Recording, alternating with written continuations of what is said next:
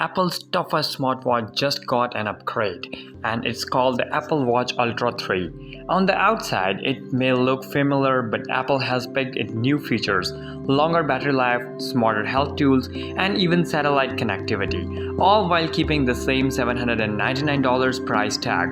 The question is, how much better is it than Ultra 2? And should you consider switching? Let's break it down.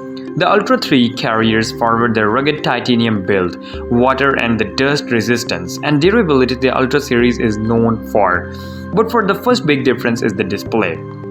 Apple has trimmed the bezels, giving you a larger, brighter edge-to-edge LTPO3 OLED screen that's not only easier to see outdoors but also refreshes every second when in always-on mode. That means your stopwatch, your smartwatch second-hand, or a timer look alive even when you are not lifting your wrist. So battery life. Battery life has taken a clear step forward too. The Ultra 2 managed about 36 hours, which was already good by Apple's standards. But the Ultra 3 stretches that to 42 hours of a normal use and up to 72 hours in low power mode for long trips or back-to-back workouts. That extra endurance goes a long way. Where the Ultra 3 really shines is connectivity. For the first time, it supports both 5G and two-way satellite messaging. That means you can send texts, share your location, or trigger emergency SOS, even if you're far away from the cell towers. Apple has even boosted antenna performance, nearly doubling the signal strength to make sure you can connect in tough environments. For Explorer, this is the massive safety net. Health tracking also sees meaningful upgrades alongside the existing heart rate, blood oxygen, and sleep monitoring. The Ultra 3 now introduces hypertension notifications designed to spot signs, high blood pressure, and a nudge you take to action.